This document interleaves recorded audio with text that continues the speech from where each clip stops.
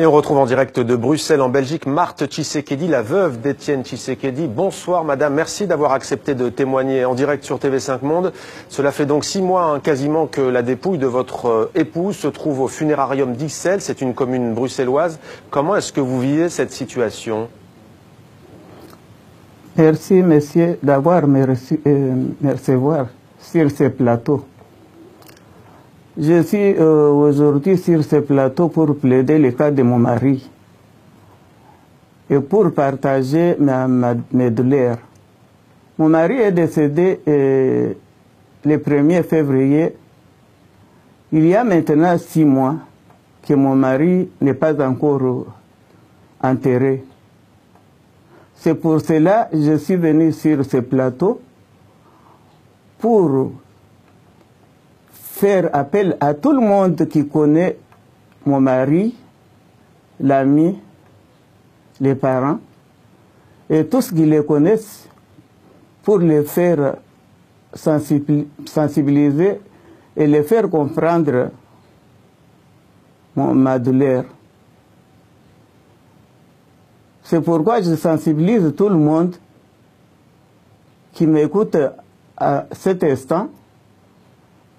Quelqu'un est décédé il y a 6 mois et le gouvernement congolais ne veut pas qu'on aille l'enterrer dans son pays natal où il doit aller se reposer en paix pour toujours, éternellement. C'est pourquoi je fais aussi appel à tout le monde, à tous les présidents du monde, surtout les présidents africains et les premières dames de l'Afrique, pour savoir que dans notre coutume bantou, je n'ai jamais vu ça. C'est pourquoi c'est lui qui sent ma douleur. Il peut partager avec moi. Mais moi, je voulais aller enterrer mon mari dans notre pays, à côté de ses ancêtres. C'est pourquoi je fais appel et je sensibilise tout le monde. Marthe Tshisekedi, est-ce que vous êtes en colère aujourd'hui? Et si vous êtes en colère, contre qui? Non, ce n'est pas que je suis en colère, mais il faut aussi comprendre ma douleur et mes larmes aux yeux. C'est contre le gouvernement du pays, de notre pays, contre M. Kabila, qui ne voulait pas que mon mari aille, qu'on aille enterrer mon mari au pays. Le président Kabila et le pouvoir congolais, Madame Tshisekedi, redoutent des troubles, des débordements le jour où sera rapatriée à Kinshasa la dépouille de votre époux. Qu'est-ce que vous répondez à cela? Mais moi, je ne crois pas. Puisque l'année dernière, nous étions descendus avec mon mari au mois de juillet, mais il y avait des millions de personnes, mais il n'y avait pas de débordement.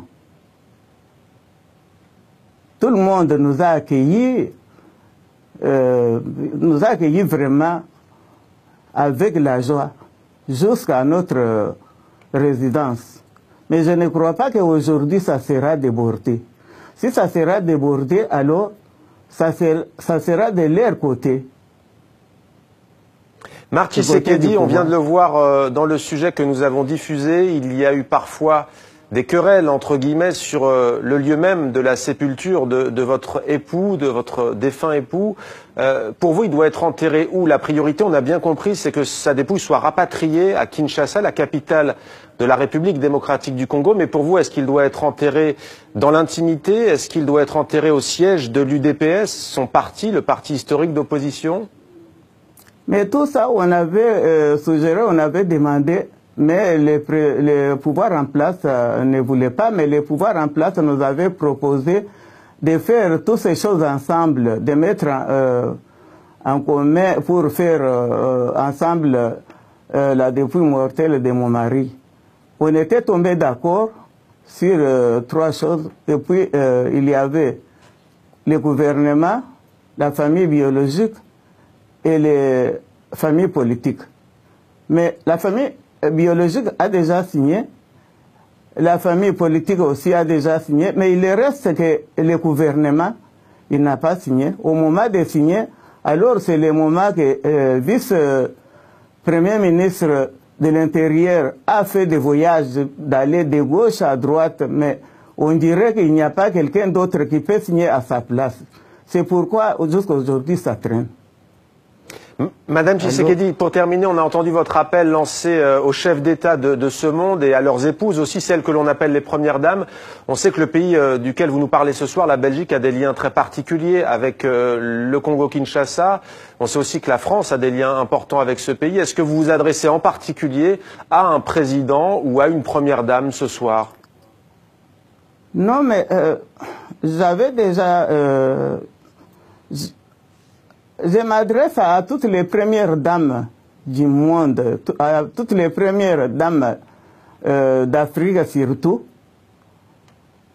pour qu'ils entendent aussi ma souci et ma douleur qu'ils doivent partager avec moi. Merci beaucoup. Je ne vois pas. Merci beaucoup Marc Tshisekedi d'avoir accepté donc de témoigner sur TV5 Monde en ces temps difficiles. Un entretien exclusif donc TV5 Monde que l'on peut revoir sur notre site internet et sur les réseaux sociaux de TV5 Monde. Merci Marc Tshisekedi.